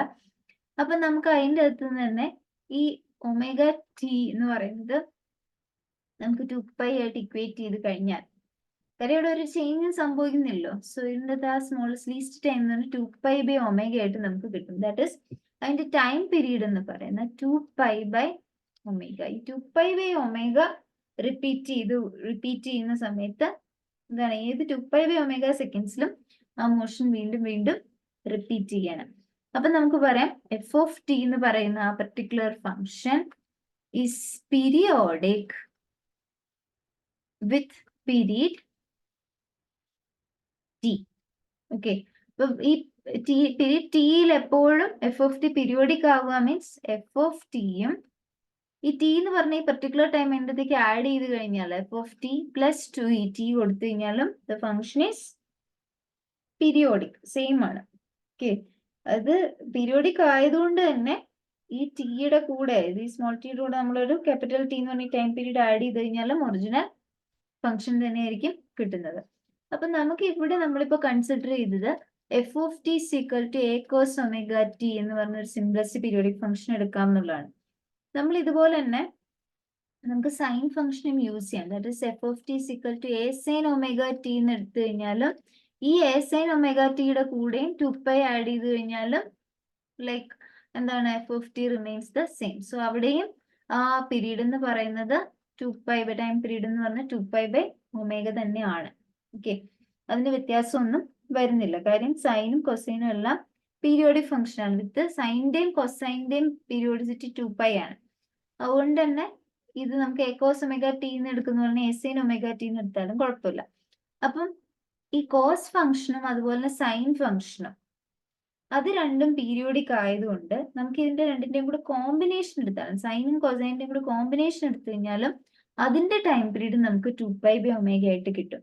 ദാറ്റ് ഈസ് നമുക്കിപ്പം നമ്മൾ ഇങ്ങനെ എടുത്തു കഴിഞ്ഞാൽ that is A sine omega T. Okay, A sine omega T plus some B cos omega T. അത് വേറൊരു ആംപ്ലിറ്റ്യൂഡ് ആണെന്ന് വിചാരിക്കും, ബി കോസ് ഒമേഗ ടി എന്ന് പറഞ്ഞിട്ട് ഇത് എടുത്തു കഴിഞ്ഞാലും ഇതും ഒരു പീരിയോഡിക് ഫംഗ്ഷൻ ആയിരിക്കും. കാര്യം ഇൻഡിപെൻഡന്റ്ലി സൈനും കൊസൈനും എ സൈൻ ഒമേഗ ടിയും B cos omega T independent periodic ആയതുകൊണ്ട് ഇതിന്റെ ഈ ഒരു കോമ്പിനേഷൻ എടുത്തു കഴിഞ്ഞാലും അത് പീരിയോഡിക് ഫംഗ്ഷൻ ആയിരിക്കും. അതിന്റെ ടൈം പീരീഡും ടി ആയിരിക്കും. ഓക്കെ, ഇനി നമുക്ക് ഇവിടുത്തെ എയും ഇവിടുത്തെ എയും ബി എന്ന് പറഞ്ഞ അൺനോൺസ് ആണ്, എന്താണെന്ന് അറിയില്ല. അപ്പൊ നമ്മൾ എ എന്ന് പറയുന്നത് ഡി കോസ് ഫൈ ആയിട്ടും അതുപോലെ ഇവിടുത്തെ ബി എന്ന് പറയുന്നത് ഡി സൈൻ ഫൈ ആയിട്ടും എടുക്കാം. ഓക്കെ, തൽക്കാലം എ എന്ന് പറയുന്ന ഡി കോസ് ഫൈ ആയിട്ടും ബി എന്ന് പറഞ്ഞ ഡി സൈൻ ഫൈ ആയിട്ടും എടുത്തു കഴിഞ്ഞാൽ നമുക്ക് എഫ് ഓഫ് ടി എങ്ങനെ എഴുതാൻ സാധിക്കും? എഫ് ഓഫ് ടിയെ ഡിക്ക് ഇപ്പൊ എക്ക് പകരം ഡി കോസ് ഫൈ, അതിനെ സൈൻ ഒമേഗ ടി ഓൾറെഡി ഉണ്ട്, ഡിക്ക് പകരം ഡി സൈൻ ഫൈ ഓൾറെഡി, ബാക്കി കോസ് ഒമേഗ ടി ഉണ്ട്. അപ്പൊ എനിക്ക് ഈ ഡി കോമൺ ആയിട്ട് എടുക്കാമല്ലോ. സോ ബ്രാക്കറ്റിന്റെ അകത്ത് എന്ത് വരും? D cos phi sine omega T plus sine phi cos omega T എന്ന് വരും. ഓക്കെ, അപ്പൊ നമുക്ക് നമ്മള് according to mathematics we know sine A plus ബിയുടെ എക്സ്പാൻഷൻ ആണ് sine A cos B plus cos A sine B എന്ന് പറഞ്ഞിട്ട് നിങ്ങളൊരു എക്സ്പാൻഷൻ നമുക്ക് പഠിച്ചിട്ടുണ്ടാവും. അപ്പൊ ഇവിടെ എക്ക് പകരം എന്താ വന്നിരിക്കുന്നത്? എക്ക് പകരം ഒമേഗ ടിയും ബിക്ക് പകരം ഫൈയും ആണ് വന്നിരിക്കുന്നത്. അതുകൊണ്ട് തന്നെ നമുക്ക് ഈ മൊത്തം എക്സ്പ്രഷൻ എങ്ങനെ എഴുതാം? സൈൻ എ പ്ലസ് ബി ആയിട്ട് എഴുതാം. That means F of T is equal to D sine എക്ക് പകരം ഒമേഗ ടിയും ബിക്ക് പകരം ഫൈയും. So D sine omega T plus phi എഴുതാം. അപ്പൊ ഇവിടെ നമ്മൾ ഡിയും അതുപോലെ തന്നെ ഫൈയും രണ്ടും കോൺസ്റ്റൻസ് ആണ്. ഡിയും ഫൈയും ഇത് രണ്ടും കോൺസ്റ്റൻസ് ആണ് അല്ലെ, രണ്ടും കോൺസ്റ്റന്റ്. അങ്ങനെ നമ്മളൊരു കോൺസ്റ്റന്റ് വെച്ചിട്ട് എയും ബി എന്ന് പറഞ്ഞാൽ എന്തോ ഒരു കോൺസ്റ്റന്റ് ആണ്, അതിനിങ്ങനെ ഒരു രണ്ട് കോൺസ്റ്റൻസ് വെച്ച് തന്നെ എക്സ്പ്രസ് ചെയ്ത് കഴിഞ്ഞപ്പോൾ നമുക്ക് ഇങ്ങനെ ഒരു എഫ് ഓഫ് ടിക്ക് ഇങ്ങനെ ഒരു എക്സ്പ്രഷൻ ആണ് കിട്ടിയത്. അപ്പൊ നമ്മൾ ഇവിടെ എടുത്തത് ഇങ്ങനെ ആയിരുന്നു, A is D cos phi എന്നും A is D cos phi എന്നും B is equal to D sine phi എന്നും ഇങ്ങനെയാണ് നമ്മൾ എടുത്തത്.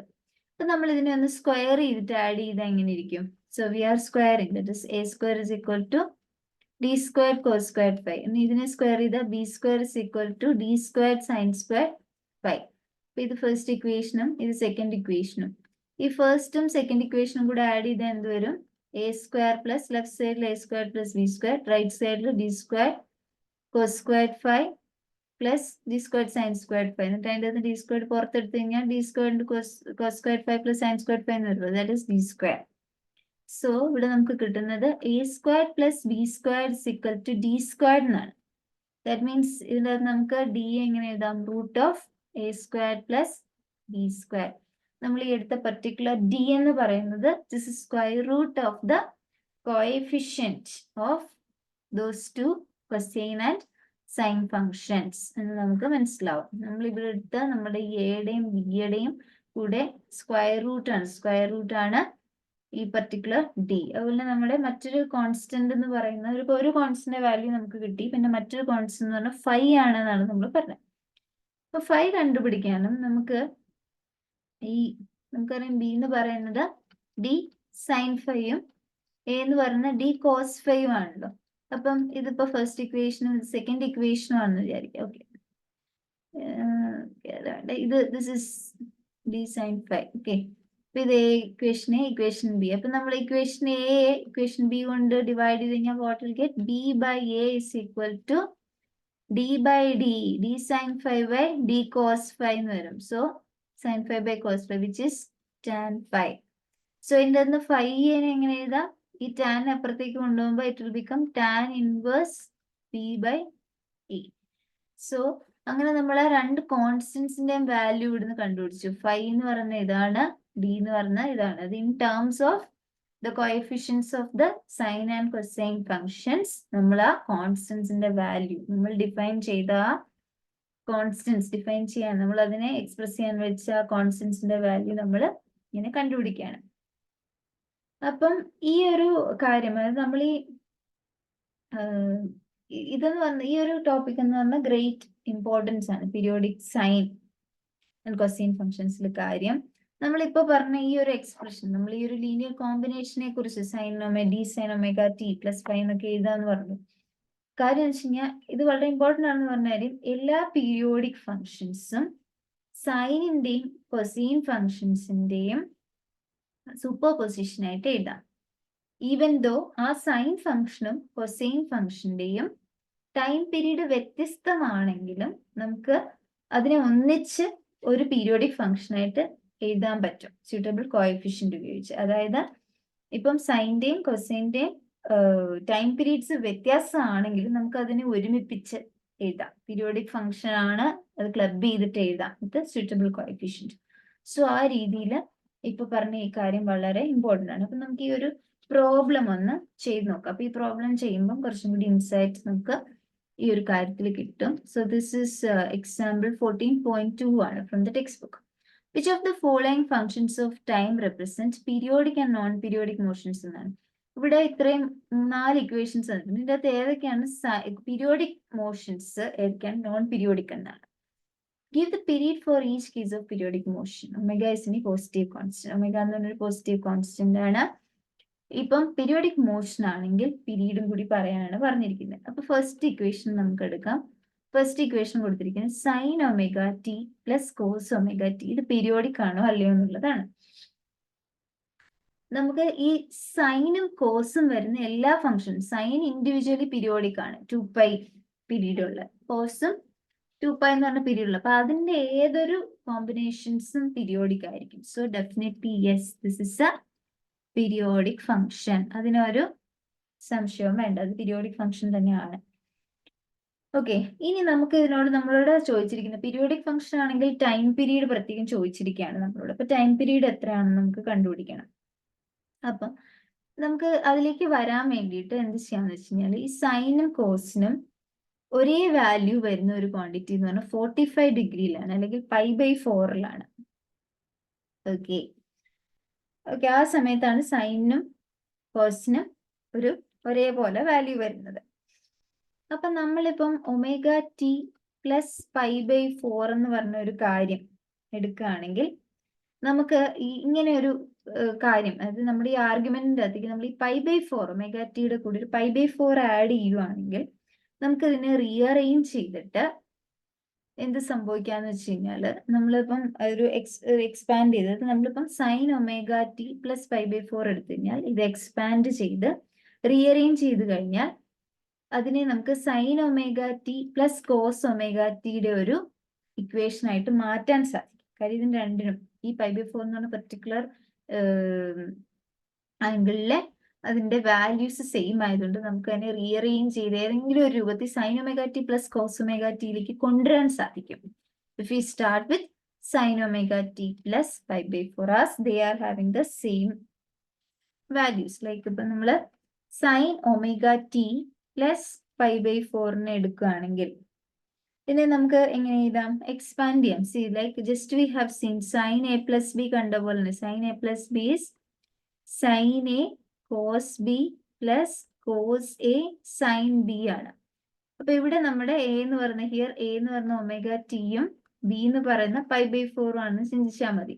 അപ്പൊ നമുക്ക് എക്സ്പാൻഡ് ചെയ്യാം sin ω-t + π/4. അപ്പൊ അതിനെങ്ങനെ എഴുതാം? sin a, that is sin ω-t cos b, so b എന്ന് പറഞ്ഞ π/4 plus cos ω-t sin π/4. നമുക്ക് ഇങ്ങനെ എഴുതാലോ. അപ്പോ sin ω-t cos π/4ന്റെ വാല്യൂ നമുക്ക് അറിയണം. cos π/4 അതാണ് ഇവിടുത്തെ പ്രത്യേകത. cos π/4 അത് cos 45 ഡിഗ്രിയും sin π/4ന്റെയും വാല്യൂ രണ്ടും 1/√2 ആണ്. ഇത് അറിഞ്ഞിരിക്കണം, 1/√2 ആണ്. സോ ഇതിന് പകരം 1/√2 ഇടാം. പ്ലസ് cos ω-t sin π/4ന്റെ വാല്യൂ 1/√2 ആണ്. അപ്പൊ എനിക്ക് 1/√2നെ ഞാൻ പുറത്തെടുത്ത് എഴുതാലോ എനിക്ക്. That means now I have sin ω-t + π/4 ഞാൻ 1/√2നെ പുറത്തെടുത്തു. So 1/√2 into sin ω-t + cos ω-t എന്ന് എനിക്ക് എഴുതാം. അപ്പൊ നമ്മുടെ ക്വസ്റ്റ്യൻ നോക്കിക്കേ, നമ്മുടെ ക്വസ്റ്റ്യനിൽ തന്നിരിക്കുന്ന നമ്മുടെ ഫസ്റ്റ് ഇക്വേഷൻ എന്ന് പറയുന്നത് sin ω-t + cos ω-t ആണ്. നമുക്ക് ഇതാണ് നമ്മുടെ ക്വസ്റ്റ്യൻ ചോദിച്ചിരിക്കുന്നത്. അപ്പം ഇതിന്റെ അകത്ത് നിന്ന് നമുക്ക് sin ω-t + cos ω-t ഈ ഇക്വേഷന്റെ അകത്ത് നിന്ന് എങ്ങനെ എഴുതാൻ സാധിക്കും? നമുക്ക് വേണ്ടത് ഇവനെയാണ്. അപ്പൊ ഇതിനെ എങ്ങനെ എഴുതാൻ സാധിക്കും? ഫ്രം ദിസ് ഇക്വേഷൻ നമുക്ക് ഈ sin ω-t + cos ω-t മാത്രം കിട്ടാൻ ഈ √2 ഇപ്പുറത്തേക്ക് കൊണ്ടുപോയാൽ മതി. That is √2 into sin ω-t + π/4 എന്ന് പറയുന്നതാണ് sin ω-t + cos ω-t. Okay, അപ്പം നമുക്ക് എന്ത് ചെയ്യാൻ പറ്റും? √2. അപ്പൊ നമുക്ക് ഈ sin ω-t + cos ω-t-യെ √2 sin ω-t + π/4 തീർച്ചയായിട്ടും എഴുതാൻ സാധിക്കും. ഓക്കെ, സോ നമ്മളുടെ ഈ ഇക്വേഷനെ sin ω-t + cos ω-t is equivalent to √2 sin ω-t + π/4. അപ്പൊ നമുക്ക് കാര്യം നമുക്ക് എന്തെങ്കിലും ഇങ്ങനെ ക്ലബ് ചെയ്ത് കിടക്കുമ്പോൾ നമ്മൾ എന്തുകൊണ്ടാണ് ഇങ്ങനെ അതിനെ ആ ഫോമിലേക്ക് മാറ്റുന്നത്? ഇങ്ങനെ ക്ലബ് ചെയ്ത് കിടക്കുമ്പോൾ നമുക്ക് ടൈം പീരീഡ് കാണണമെന്ന് പറയുമ്പോൾ ആർഗ്യുമെന്റ് ഒരേപോലെ വരണം. അത് ഒരു ബ്രാക്കറ്റ് അവിടെ വരാവുള്ളൂ. അങ്ങനെയാണെങ്കിൽ നമുക്ക് പിന്നെ ടൈം പീരീഡ് കണ്ടുപിടിക്കാൻ പറ്റില്ല. അതുകൊണ്ടാണ് നമ്മൾ ഇതിനെ ഈ ഫോമിലേക്ക് ആക്കിയത്. അപ്പൊ നമ്മുടെ ഫസ്റ്റ് ഇക്വേഷനെ നമ്മൾ കറന്റ് √2 sin ω-t + π/4 എന്നുള്ള തരത്തിലാക്കി. അപ്പൊ നമുക്കൊരു ആർഗ്യുമെന്റ് വന്നത് സൈനിന്റെ ബ്രാക്കറ്റിൽ ഒരു ഫംഗ്ഷൻ നമുക്ക് ഇവിടെ ഒരു കാര്യം കിട്ടിയിട്ടുണ്ട് ഇപ്പൊ. അപ്പൊ നമുക്ക് ഇനി ഓൾറെഡി അറിയാവുന്ന കാര്യം വെച്ചാൽ സൈൻ ഫംഗ്ഷൻ എന്ന് പറയുന്നത് എപ്പോഴും 2π പീരിയോഡിക് ആണ്. സൈൻ ഫംഗ്ഷൻ ഈസ് പീരിയോഡിക് വിത്ത് 2π. അത് ഈ ആർഗ്യുമെന്റിലേക്ക് നമ്മൾ 2π ആഡ് ചെയ്താലും ഈ ആർഗ്യുമെന്റിന്റെ വാല്യൂ അതേപടി നിലനിൽക്കും. That means if you add √2 sin ω-t + π/4 √2 sin ഞാൻ ഇതിന്റെ കൂടെ 2π ആഡ് ചെയ്താലും ഫംഗ്ഷൻ റിമെയിൻസ് അൺചേഞ്ച്ഡ്, പീരിയോഡിക് ആയതുകൊണ്ട്. ഇങ്ങനെ കിട്ടും.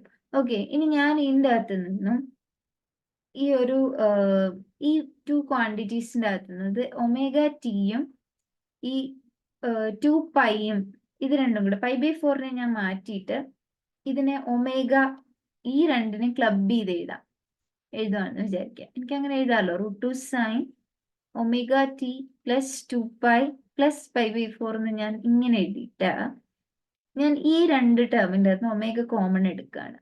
ഓക്കെ, സോ √2 സൈൻ, കാര്യം എന്താന്ന് വെച്ച് കഴിഞ്ഞാൽ ഐ ഓൾറെഡി നോ എന്താണ് 2 പൈയിലാണ് പീരിയോഡിക്. അപ്പം ഞാൻ ഇതിനെ അങ്ങ് ഒന്നിപ്പിച്ചു, എന്നിട്ട് അതിൻ്റെ ഞാൻ ഒമേഗയെ പുറത്തെടുക്കും. സോ ഒമേഗ ഇൻറ്റു പുറത്തെടുക്കുമ്പോൾ ഇവിടെ ഒരു ടി വരും, പ്ലസ് 2 പൈയുടെ അകത്ത് ഒമേഗ ഇല്ല, സോ ഡിവൈഡ് ബൈ ഒമേഗ വരും, പ്ലസ് π/4 ഇങ്ങനെ വരും.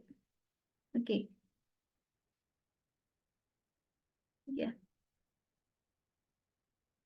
ഓക്കെ, എനിക്ക് ഇങ്ങനെ എഴുതാമല്ലോ.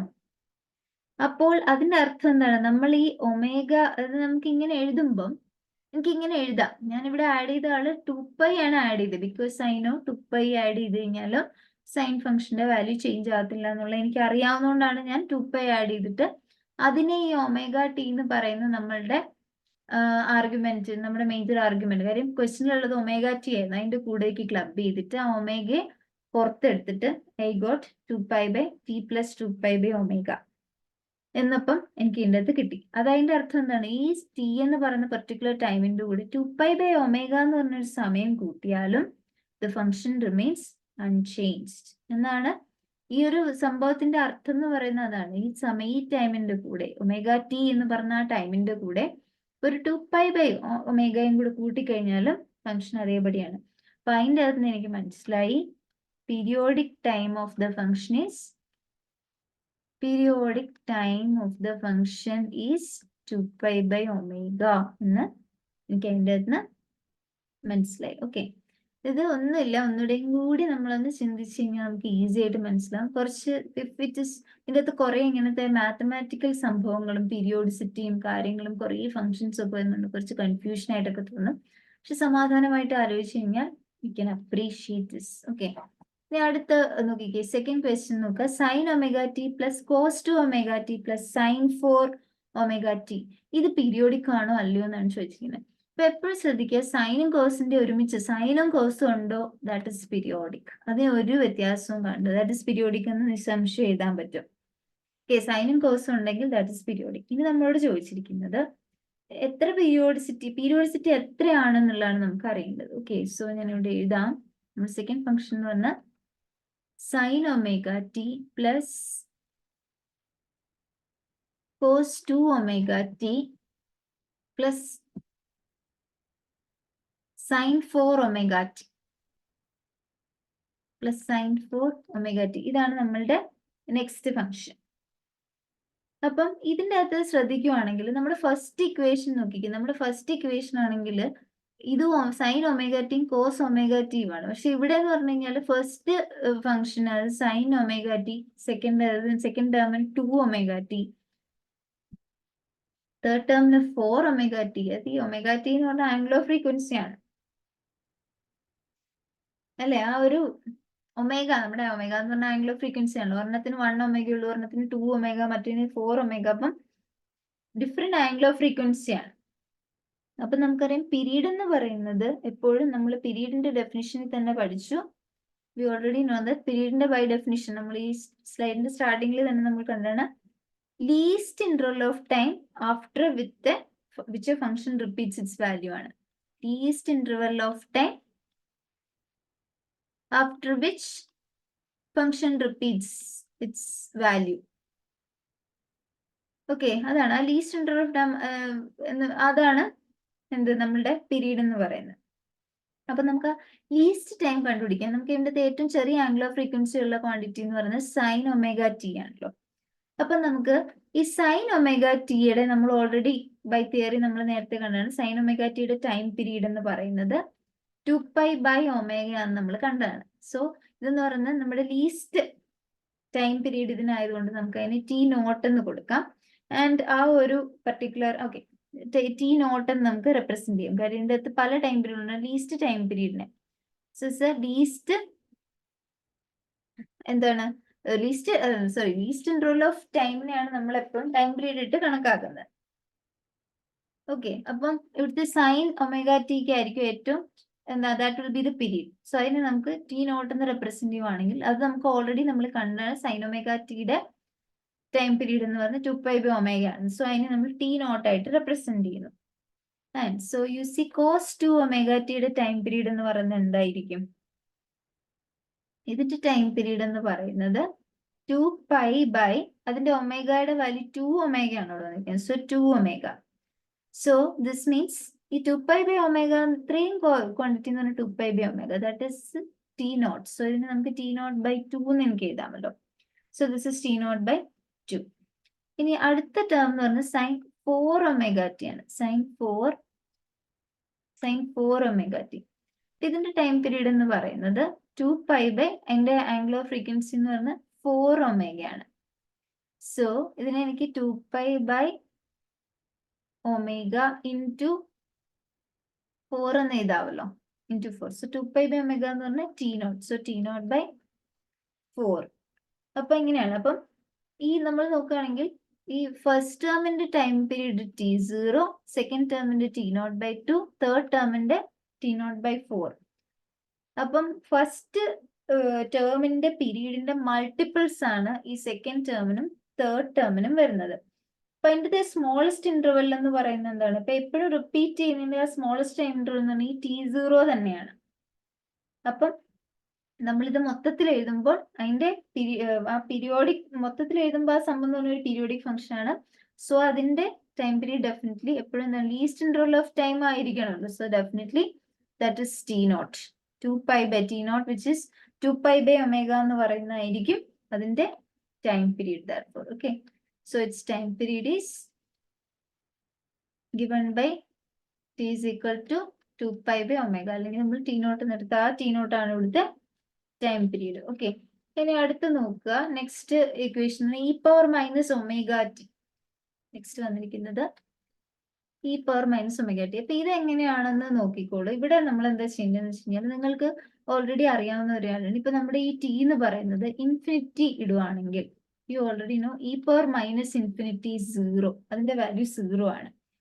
അപ്പൊ അതനുസരിച്ച് ടി ഇൻഫിനിറ്റി ആവുകയെന്ന് പറഞ്ഞാൽ നമ്മുടെ സമയം കൂടുന്നതിനനുസരിച്ച്, സമയം മുന്നോട്ട് പോയിക്കൊണ്ടിരിക്കുന്നതിനനുസരിച്ച് ഈ പർട്ടിക്കുലർ ഫംഗ്ഷൻ, നമ്മളുടെ ഈ ഫംഗ്ഷൻ എന്ന് പറയുന്നത് ഇവിടെ f(t) എന്ന് പറയുന്നത് e⁻−ω_t ആണ്. ബട്ട് സമയം കൂടുന്നതിനനുസരിച്ച് ഈ ഒരു ഫംഗ്ഷൻ എന്ന് പറയുന്നത് 0യിലേക്ക് ഇതിന്റെ വാല്യൂ അപ്രോച്ച് ചെയ്തുകൊണ്ടിരിക്കുകയാണ്. ദാറ്റ് മീൻസ് 0യിലേക്ക് അപ്രോച്ച് ചെയ്യാണ്, അല്ലാണ്ട് അത് റിപ്പീറ്റ് ചെയ്യുന്നില്ല. It is not repeating it's value as time progresses. Not repeating its value, അല്ലെങ്കിൽ not repeating its value as time progresses, it is approaching 0. അപ്പോൾ അതുകൊണ്ട് തന്നെ അവിടെ റിപ്പീറ്റേഷൻ ഒന്നും ഇല്ല. therefore ഇതെന്ന് പറയുന്ന ഒരു therefore it's not a periodic function. അതുകൊണ്ട് തന്നെ ഇതൊരു periodic function അല്ല. ഇനി അടുത്ത വാല്യൂ നോക്കിക്കേ, log ω t ആണ് ചോദിച്ചിരിക്കുന്നത്. Okay, next one is log ω t. Okay, അപ്പൊ നമ്മള് ഈ ഒരു ω t എന്ന് പറയുന്ന ഈ ബ്രാക്കറ്റിലുള്ള ഈ ഫംഗ്ഷന്, ഈ ഒരു ആർഗ്യുമെന്റിന് പല വാല്യൂസ് ഇട്ട് കൊടുത്തു കഴിഞ്ഞാൽ, അത് ടി കൂടി വരുന്ന പല വാല്യൂസ് ഇട്ട് കൊടുത്തു കഴിഞ്ഞാൽ നമുക്ക് മനസ്സിലാവുന്ന കാര്യം, അത് റിപ്പീറ്റ് ചെയ്യുന്നില്ല, എവിടെയും ആ വാല്യൂസ് റിപ്പീറ്റ് ചെയ്യുന്നില്ല. അതുകൊണ്ട് തന്നെ ഇതൊരു നോൺ പീരിയോഡിക് ഫംഗ്ഷനിൽ വാല്യൂ ഇട്ട് കൊടുക്കുക, ടി ഇൻക്രീസ് ചെയ്യുന്ന തരത്തിൽ വാല്യൂ ഇട്ട് കൊടുത്തു കഴിഞ്ഞാൽ നമുക്ക് മനസ്സിലാവും റിപ്പീറ്റ് ചെയ്യാതെ അത് ഇൻക്രീസീവ് ആണ്. അത് ടൈം കൂടുന്നതിനനുസരിച്ച് ഈ log ω t എന്ന് പറയുന്നത് ഇൻഫിനിറ്റിലേക്ക് ഡൈവേർജ് ചെയ്യുന്നതായിട്ടാണ് കാണുന്നത്.